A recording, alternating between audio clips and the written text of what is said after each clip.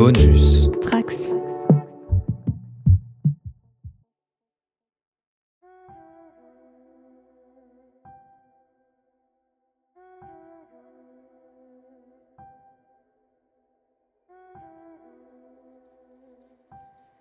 Bienvenue sur la JDR Academy. Dans cet épisode, nous poursuivons notre aventure d'horreur avec Horrifique, un jeu de rôle de Frédéric Guesquière édité par Design by Acritarch. Pour m'accompagner dans l'horreur, Jenny des Imagitateurs et Flynn me rejoignent pour créer ensemble les bases de notre histoire. Dans la session précédente, Betty et Ernest sont allés à la rencontre de Cynthia, la sœur de Betty. À travers plusieurs scènes, nous avons jeté les premiers coups de pinceau sur notre toile qui ne manquera pas de plonger vers la folie. Ce tableau, nous allons le poursuivre dans cet épisode, alors qu'après avoir retrouvé une Cynthia perturbée, nos personnages ont fait quelques étranges découvertes. Sans plus attendre, bonne écoute.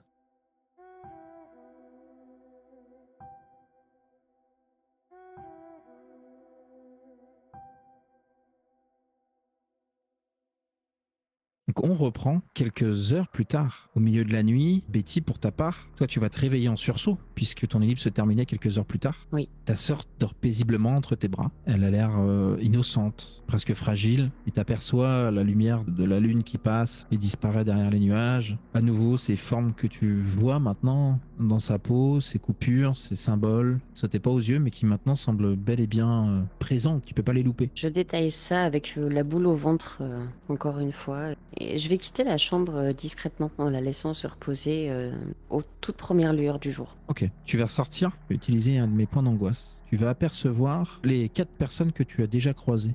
Les 2 infirmières, le médecin et le cuisinier. Un peu mal à l'aise, j'essaye de me recoiffer tant bien que mal. Je m'attendais pas à croiser quelqu'un au dessous du lit comme ça. Tu les vois à travers les portes vitrées qui mènent en direction du hall. Ils sont tous les 4 au milieu de ce hall, en train de former un carré, à se regarder en face. J'imagine les voir discuter, mais ils sont immobiles. Je m'arrête, je les observe quelques instants à travers cette vitre. Je me dis qu'il y en a forcément un des 4 qui vient de poser une question et que les autres cherchent la réponse. J'attends pour voir ce qui se passe. Tu attends et rien ne se passe. Ils sont immobiles, ne bougent pas, ne réagissent pas. Ils ont les yeux ouverts. Je vais finir par aller ouvrir la porte, persuadée qu'il y a peut-être un problème, à essayer de les interpeller. Tu ouvres la porte. Excusez-moi. Il ne se passe rien pendant les quelques premières secondes. Et comme si ils s'éveillaient d'être dans la lune, ils regardent autour d'eux, perdus. Ils te regardent toi. Madame, vous êtes une patiente? Il faut retourner dans votre lit, il fait nuit. Vous n'avez pas à vous lever. Je suis la sœur de Cynthia. Voilà 3 fois qu'on se rencontre. Non, écoutez, non. Il est tard, on est la nuit, vous n'avez pas dans le couloir, c'est interdit. Regagnez votre chambre tout de suite. Oui, j'y retourne. Mais est-ce que tout va bien pour vous? Vous étiez en arrêt? Regarde avec un petit sourire, il pouffe. Oui, sans doute, j'étais sur le chemin de... Voilà, toujours des choses à faire ici. Allons bon, le médecin se penche vers une des infirmières et dit préparez donc peut-être quelques médicaments pour madame, pour qu'elle puisse dormir. Non, merci. Je n'ai pas besoin de vos médicaments. Si, c'est moi le médecin ici. Non, je vous ai dit que non, je ne suis pas une de vos patientes. Je ne prendrai pas vos médicaments. Commence à froncer les sourcils. Bon, écoutez, c'est fini. Arrêtez ça. Retournez à votre chambre tout de suite. Bien, je retourne dans ma chambre, effectivement. Je tourne les talons, très agacée, vraiment, ça commence à m'énerver ce comportement qu'ils ont tous là-dedans. Je laisse ma sœur tranquille, par contre, je vais mettre là où j'avais eu la chambre vide qui m'était destinée à la place. T'as les 4 qui prennent une conversation normale, comme si l'arrêt sur image, la pause s'était arrêtée et que la lecture avait repris. Les uns les autres finissent par se séparer au bout d'un moment. Ernest, toi tu dors dans ta chambre et je vais utiliser un autre point d'angoisse où tu vas faire un cauchemar. Tu vas te tordre de gauche, de droite dans ton lit, Ernest. Tu vas suer abondamment. Tu vas sans doute gémir un peu et te réveiller sans doute par ton propre cri. Après que tu aies cauchemardé de quelque chose, une silhouette. Une silhouette que tu as du mal à délimiter. Tu as vu, ton regard n'est que braqué et fixé sur ces multiples paires d'yeux luisants, les mêmes que tu as vus dans la chapelle, qui semblent reculer. Mais en même temps qu'elle recule, toi tu avances. Et recule, tu avances. Comme si au final tu étais tiré par cette chose et que tu glissais sur le sol. Tu sens l'humus, l'odeur de pain, l'humidité, la mousse, la fraîcheur. Et tu entends maintenant le bruit de la terre et des rochers qui sont bougés au fur et à mesure où la douleur monte aussi dans ton dos et que tu te sens tiré toujours plus. Je me réveille complètement paniqué. Ça me donne l'impression d'être attiré vers la bouche d'une araignée avec ses yeux énormes. J'ai une phobie des araignées. J'ai jamais eu de rêve aussi vivace presque une sensation de réalité qui fait que je prends quelques instants avant de vraiment retrouver mes esprits et de reprendre conscience que je suis dans une chambre d'hôpital et pas à l'extérieur, pas en pleine forêt. Et une fois que mon cœur s'est calmé un petit peu, que les palpitations sont tombées, je vais essayer de me lever et de rejoindre la chambre de Cynthia. Il est tôt le matin. On sent que le soleil arrive et ça ne va plus tarder. Il fait encore très sombre ici. Et toi, du coup, Betty, J'étais en train de repartir vers la chambre qu'on m'avait proposée. Donc on va peut-être, je sais pas, pouvoir se rencontrer sur le chemin.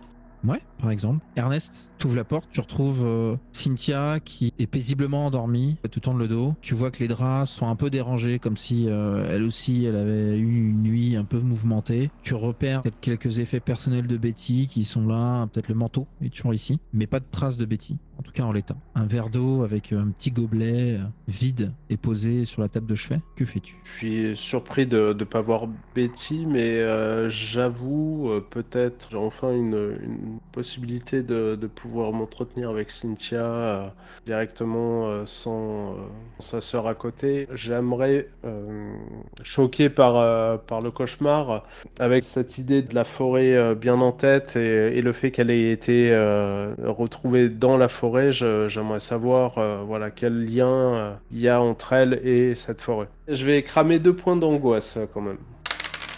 Ouh, joli. Donc 6 et 5, 11 plus 2, 13. Réussite totale. Tu peux me poser 2 questions. Pas beau ça? C'est merveilleux. Je, je vais lui demander qu'est-ce qu'il a amené dans cette forêt. Tu auras tout l'introduction un peu particulière, du genre qu'est-ce que vous faites dans ma chambre. Et puis tu vas être assez cash et lui poser les questions. Elle va te répondre, sortie du lit, réfléchis pas trop. Elle va te dire, ça m'appelle. Du coup, la deuxième question, elle est vite trouvée. Quel détail ai-je refusé de voir à propos de Cynthia elle-même? Elle a dit ça l'appelle, mais avec tes connaissances un peu religieuses, aux limites de l'ésotérisme à certains endroits, Mhm. c'est pas un appel. C'est elle qui fait tout ça. Ok. Pas bien. Betty, tu te réveilles, t'as un petit gobelet avec un verre d'eau sur ta table de chevet. T'as quelques gélules à l'intérieur, comme si on t'avait apporté ton traitement. Les gélules sont encore là. Hein. Oui. Je regarde comment je suis habillée. Est-ce que j'ai mes vêtements? Tu as tes vêtements, il te manque ton manteau, mais tu verras que tes affaires ont été proprement rangées dans une série d'étagères, mais ça a été bien rangé. Pour le coup, j'aime pas du tout la sensation là. Donc je vais me lever d'un bond et je vais enlever toutes les affaires qui sont dans le placard, les remettre s'il y a encore mon sac dans mon sac et sinon les empiler dans un coin. Ok. Je suis pas patiente ici et je m'en vais. Ce matin, je m'en vais. Et je marmonne ça toute seule. Très bien. Ernest, après ta discussion, qu'est-ce que tu fais? Ben, clairement, là, je me dis qu'il faut absolument que je vois Betty. Je vais sortir, je vais aller à sa recherche. Tu retrouveras Betty dans la chambre qu'on lui a laissée et qui a un air un peu fermé, un peu énervé et qui est en train de remettre des affaires dans sa valise, son sac. Betty, tout va bien? Non, pas vraiment. Quelqu'un a rangé mes affaires dans les placards, comme si j'étais destinée à passer un séjour ici. Je plaque mes affaires dans le sac vraiment d'un geste énervé. C'est n'importe quoi cet hôpital, vraiment. Et tout à l'heure, quand je suis sortie de la chambre de ma sœur, il voulait me donner des cachets. Là, je me réveille dans cette chambre qu'on m'a attribuée. Il y a des gélules sur le côté et on a préparé la chambre comme si j'allais rester ici. Enfin, c'est n'importe quoi. Le personnel a l'air quelque peu confus, effectivement. Et attendez, Ernest, tout à l'heure, quand je suis sortie de la chambre de Cynthia, aux premières lueurs de l'aube, ils étaient tous les quatre comme formant un carré et sans se dire un mot, à se regarder dans le blanc des yeux. Il a fallu que je les interrompe pour qu'ils reprennent vie, en quelque sorte. Non, il y a quelque chose qui se passe ici qui est pas normal. J'ai bien envie que cette situation, en la racontant, m'angoisse un peu plus. Que je prenne un 4e point d'angoisse. Oula, en le prenant, il y aura une action à faire. J'ai pu m'entretenir un petit peu avec votre sœur et je ne sais pas comment vous le dire, Betty, mais j'ai l'impression qu'elle est sous emprise ou peut-être même qu'elle est involontairement, je n'en doute pas, mais voilà, qu'elle est liée à l'étrangeté des lieux. Oui, sous emprise des médicaments, vous voulez dire, c'est ça? Je m'avance vers toi, je pose ma main délicatement sur ton épaule et non, Betty, je pense que le mal est beaucoup plus profond et d'une nature plus spirituelle. Il faut absolument la faire sortir de cet établissement. Et effectivement, tu vas cocher une réaction en contenant ton effroi. Mais dans ce cas-là, on l'enlève tout de suite. On va la chercher et on sort d'ici. Mais il y a cette histoire de grotte aussi qu'elle m'a dit avoir visité. Dans la forêt, vous voulez dire? C'est ça. Et quand elle était petite, je me souviens, c'était aussi une histoire comme ça, je sais plus, une grotte, une cave. Elle avait eu ces mêmes marques déjà, c'est pas la première fois. Quand tu m'évoques ça, mon regard qui devient un peu plus sévère, j'ai envie de dire, en me rappelant le cauchemar que j'ai eu, qui me fait penser, même si j'ai pas vu directement de grotte, je gagne un point d'angoisse et j'ai fait un rêve très dérangeant. D'après ce que vous me dites, je pense que ça pourrait être lié. Et qu'est-ce qui se passait dans ce rêve? Je bafouille un peu, je cherche mes mots et je me sentais aspiré ou appelé ou tiré vers je ne sais quoi, mais ce n'était pas quelque chose de venu des cieux. Ça, j'en suis sûr. Alors peut-être que ce n'est pas une bonne idée d'aller dans cette grotte. Emmenons-la juste loin d'ici. C'est peut-être cet hôpital qui provoque tout ça finalement. Je ne sais pas si vous pensez éventuellement que ça pourrait être nécessaire, battre le mal par le mal, mais ça me paraît risqué vu son état. Je pencherais plutôt pour nous échapper, effectivement. Allons-y dans ce cas. Le taxi est censé arriver bientôt, je crois qu'on avait dit le lendemain matin. Oui, il ne devrait plus tarder, espérons. Vous préparez vos affaires, rangez les habits qui doivent l'être, préparez Cynthia à quitter les lieux. On aura notre caméra narrative qui va alterner des plans où qui est en train de ranger un vêtement dans le sac, qui est en train de se brosser les dents, qui est en train d'habiller Cynthia ou de l'aider à enfiler ses affaires. Et chacun de ces plans-là sera entrecoupé d'autres plans où on voit la forêt. La caméra s'enfonce entre les arbres. On suivra la route longtemps. La caméra va partir sur le bas-côté alors que la forêt s'enfonce dans un dénivelé assez important. Sur le dernier plan, on apercevra la carcasse d'une voiture démolie d'une chute vertigineuse avec des marques étranges comme si une bouche gigantesque avait croqué une partie de cette voiture. Ce taxi qui n'arrivera jamais. Vous êtes sur le perron, les mains ballantes, vos affaires à vos pieds et vous attendez et personne ne vient. Il est en retard, je crois, non? Ça commence vraiment à être stressant tout ça. Oui, il devait être là en début de matinée. J'ai des coups d'œil en arrière en me demandant si ça vaut vraiment la peine d'essayer d'aller au comptoir pour appeler un autre taxi. Tu vois pas de fil téléphonique partir du bâtiment. Je vois ton regard, Ernest. Je te regarde aussi et je te dis, on a réussi à sortir à peu près discrètement. Je pense que retourner à l'intérieur serait vraiment dangereux. Peut-être qu'il faudrait avancer un peu. On va finir par le croiser en route, non? Bien sûr, Betty, vous avez sûrement raison. On va sûrement le croiser sur la route. Je prends mon sac, je prends ton sac. Vous avez raison, ne traînons pas. Mettons-nous en chemin. Merci. Cynthia est un peu décontenancée. Je t'avais dit, Betty, je préfère rester encore un petit peu ici. Je suis bien là. C'est pas bon. On va rentrer à la maison et je m'occuperai de toi. Tu seras mieux qu'ici. C'est gentil d'essayer. J'apprécie, Betty. Et vous commencez à quitter le jardin. Vous reprenez la route. Vous arrivez au bord de la forêt, vous allez commencer à l'emprunter. Elle va te prendre la main, elle va regarder Ernest et elle va répéter « C'est gentil d'avoir essayé ». J'utilise mon dernier point. Vous arrivez devant la porte de l'hôpital. Vous voyez la voiture partir au loin, celle qui vous a amené ici. Betty, t'es là pour voir ta sœur qui a été retrouvée récemment. Ernest, toi tu l'as joint parce que t'as connu des choses avec elle, t'as parlé de certains trucs étranges autour d'elle. La porte s'ouvre, un homme en sort, grosse flaquette, cinquantaine bien tassée, les traits cernés. Il s'allume une cigarette, vous fait un signe de tête et va s'adosser contre un mur. Je commence à lui faire un signe de la main et en fait ma main retombe et... Un signe de tête, comme un salut, et puis il tire une latte. On a souvenir de ce qui s'est passé avant? C'est trouble. T'as une sensation de déjà-vu, mais pas de souvenir précis. Est-ce que tu veux essayer d'assembler des éléments? Tout à fait. Tu miserais combien de points? J'aimerais bien mettre 3, parce que je sens qu'il y a quelque chose qui va pas.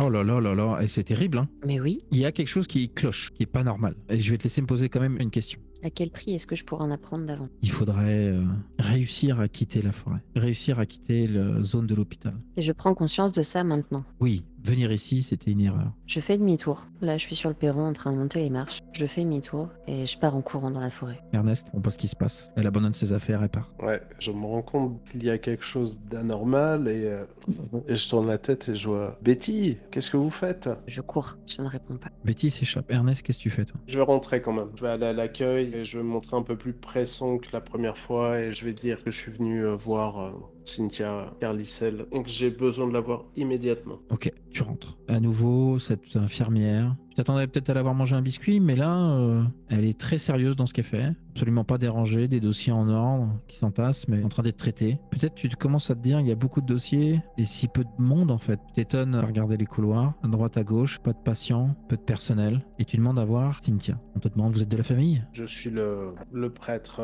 je suis un ami de la famille. Très bien, elle t'explique qu'on l'a retrouvée dans la forêt, hagard, par des chasseurs. Elle semble avoir eu quelques meurtrissures, sûrement dues à ses errances dans la forêt, et en tout cas elle est soignée ici. Elle a peut-être un peu inquiété les gens au début, mais finalement les choses ont l'air de rentrer dans l'ordre. On t'indique le numéro de la chambre, et t'as toujours cette sensation de déjà vu. Oui, là je suis un peu vaseux, l'impression de flotter plus que d'avancer. Je vais aller vers la chambre de Cynthia et je vais essayer de prier avec elle. Tu ouvres la porte et on voit Betty ensuite courir à en perdre haleine, qui en ce début d'après-midi court jusqu'à quitter la clairière de cet hôpital, rentrer sur la route de la forêt et tout du long tu réfléchis, tu essaies de mettre en ordre les choses et tu te dis cette voiture qui vous a ramené ce matin te rappelle une autre plaque. Ce sentiment de déjà vu, mais cette voiture différente, et tu continues à courir. Tu vois, bien malgré toi, des traces de roues qui bifurquent. Tu as la curiosité d'aller jeter un œil et t'attendre peut-être au pire, et au final, oui, en contrebas de la route, tu aperçois les reflets métalliques d'une carcasse d'une voiture. C'est pas celle qui vous a amené, t'en as une autre, et tu peux voir qu'elle est piquée de rouille.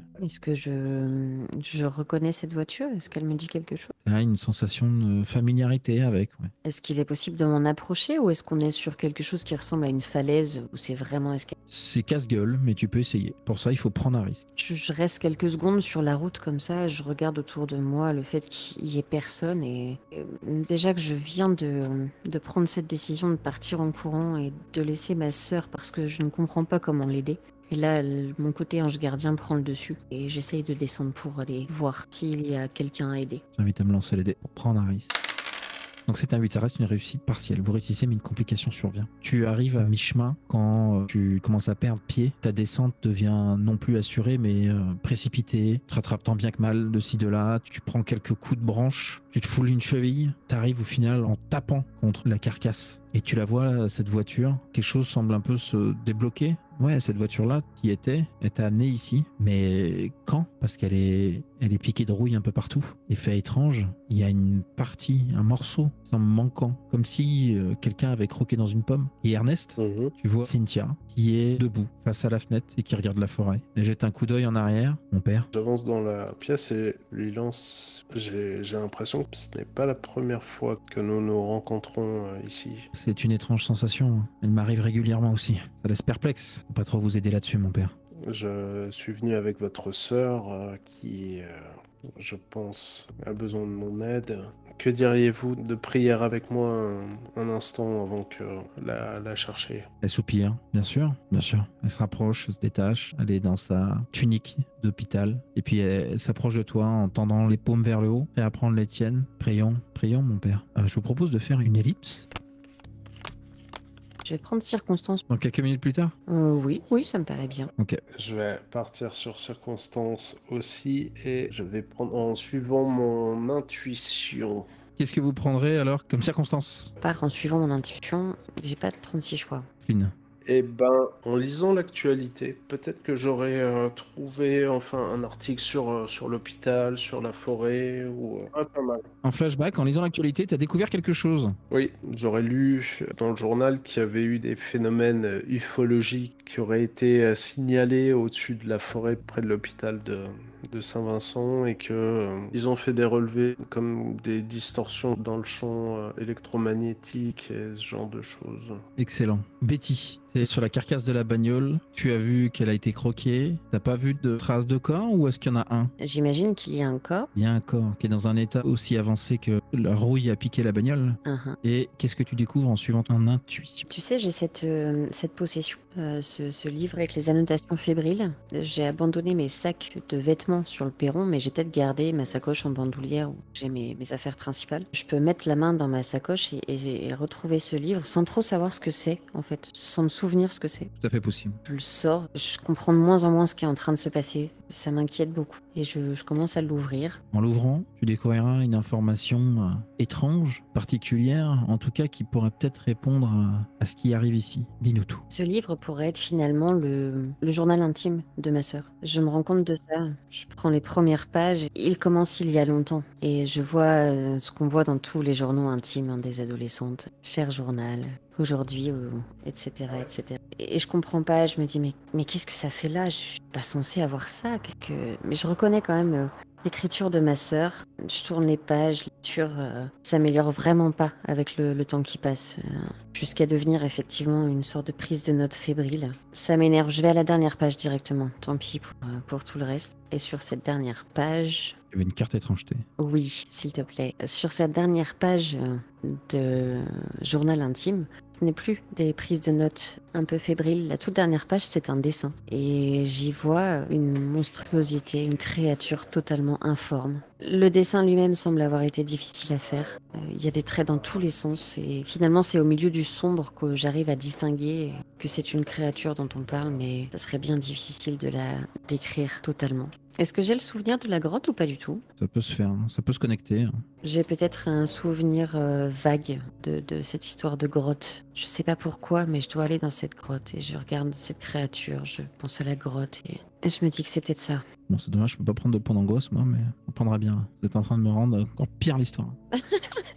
Tu refermes ton livre, t'es un peu en dessous, tu sais plus trop quoi penser, t'as cette carcasse de bagnole, tu regardes au loin, tu essaies de voir si cette grotte elle se trouve là, en face. Il y a peut-être juste d'avancer. Tu te retournes et tu vois le chemin à gravir à nouveau, ça sera plus facile que la descente. T'as ton temps. Est-ce qu'il faut quitter les lieux? Est-ce qu'il faut revenir? Je te laisserai répondre après que Ernest, tu es fini ton Je vous salue Marie, en compagnie de Cynthia. T'auras fermé les yeux pendant la prière? Non, j'en aurais profité pour observer l'effet de la prière sur Cynthia. Tu la vois qu'elle a rabaissé un peu la tête, les yeux fermés. Elle récite un peu comme si elle se rappelait d'un bon souvenir. Elle a toujours un petit rictus sur le bord des lèvres. Elle a l'air d'apprécier le moment, qu'elle serait pas en train de vivre un souvenir ou d'apprécier tout simplement la communion. C'est pas une attitude que tu t'attendrais. Ça te fait pas peur, mais c'est un peu excessif. Je vais la convaincre de venir avec moi chercher sa sœur. Lance-moi les dés. Est-ce que tu ajoutes de l'angoisse? Je vais cramer les 3.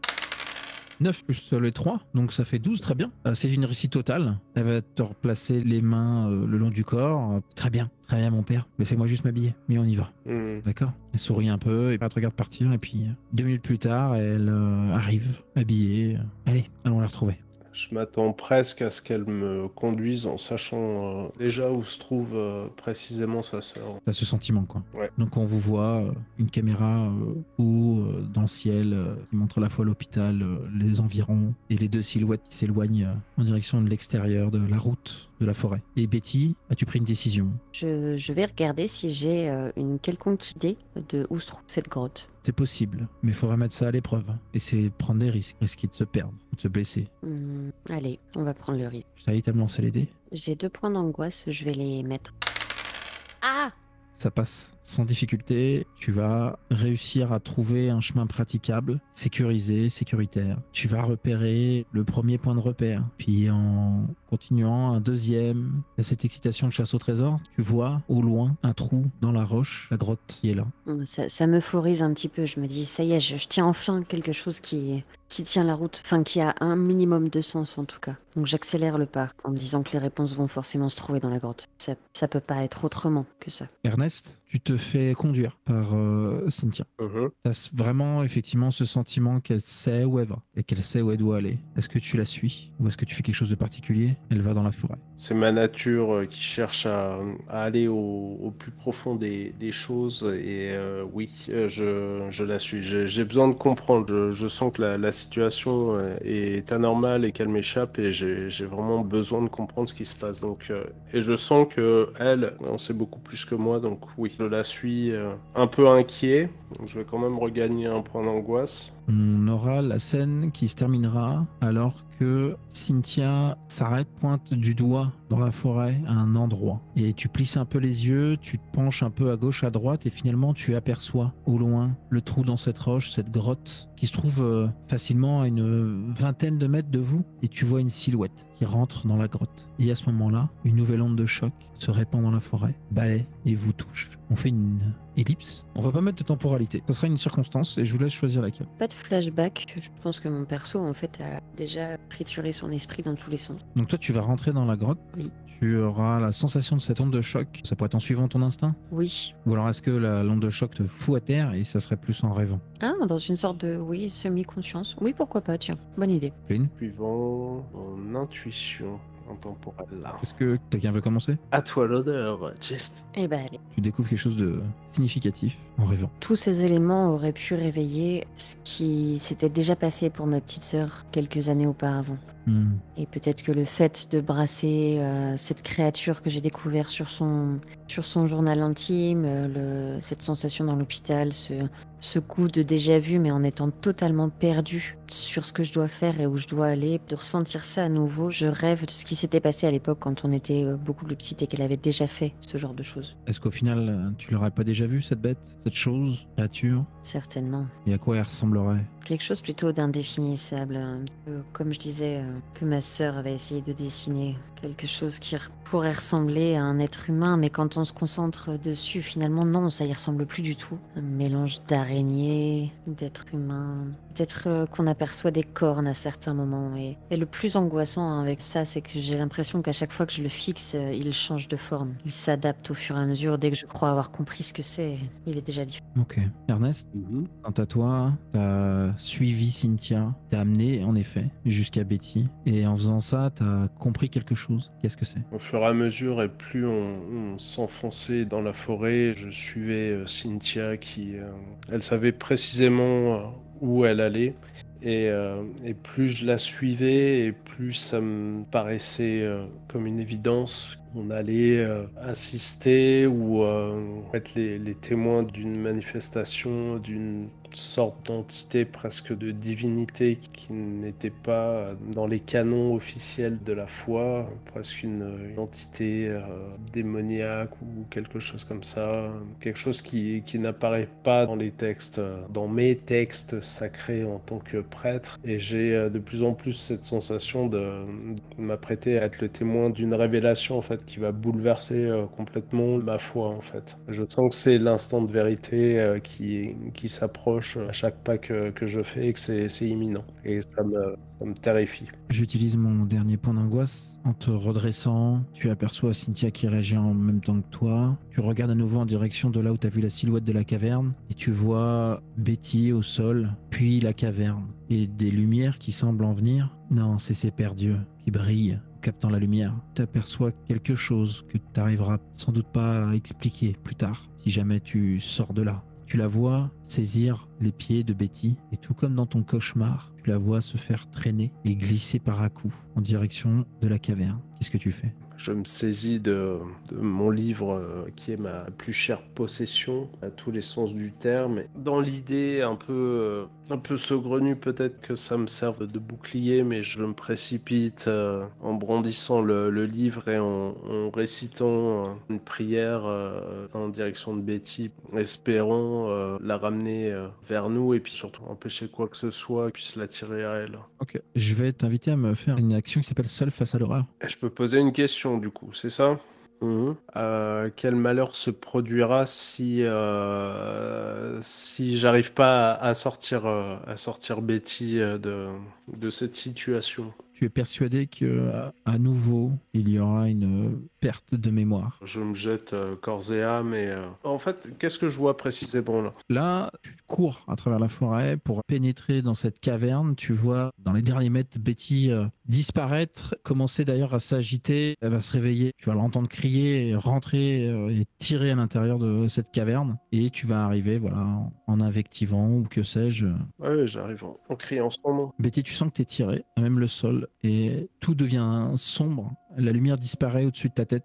Tu sens que tu es traîné sur le dos et t'aperçois presque à ton niveau plusieurs paires de billes luisantes. Une odeur étrange, un peu comme l'ozone, comme après l'orage. Je prends de plein fouet les souvenirs de mon enfance avec ma sœur depuis un bon moment et je revois petit à petit sa souffrance au fil des années, tout ce qu'elle a toujours dû endurer, ses marques sur son corps qui revenaient de façon régulière. Et lorsque je vois ces pères d'yeux et que j'ai sur le moment un accès de panique assez intense, et puis finalement je change totalement de mentalité et je murmure il est temps que tu la laisses tranquille maintenant. Ouh. Plutôt que convaincre quelqu'un, je dirais que ça serait encore prendre un risque. Oui, c'est vraiment dans ce sens-là, tout à fait.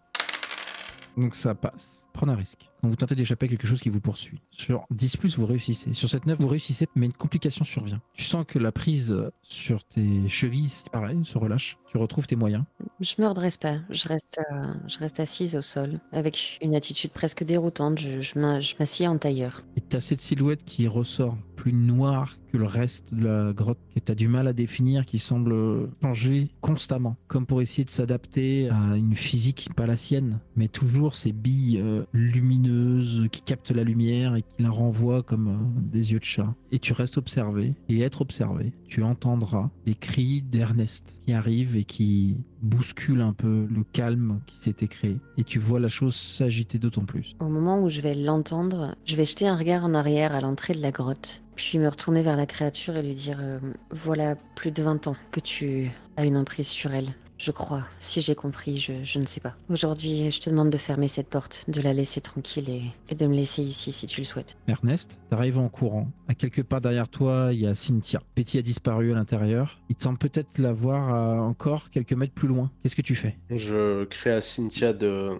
rester où elle est et je me précipite. J'ai besoin de savoir en fait. Ok. En espérant pouvoir sauver Betty. Tu hurles, tu cries, tu mets ton livre en avant. Tu essayes d'habituer à tout ça. La noirceur, aux ténèbres, comme si tout était plus sombre que ça aurait dû l'être. Tu finis par deviner Betty au sol, un peu relevée, qui semble finir une phrase. Tu l'entends en direction de quelque chose de plus noir encore que les ténèbres environnantes et ces multiples paires d'yeux brillants. Derrière toi, Cynthia arrive. Betty, c'est compliqué, trop compliqué. Je dois le faire. Je l'ai recueilli et j'en ai la garde maintenant. J'en ai la responsabilité. Tu comprends? Je lève une main en réponse pour qu'elle se taise. Je sais pas si elle me distingue ou pas dans l'obscurité, mais je lève une main et Ne semble pas répondre.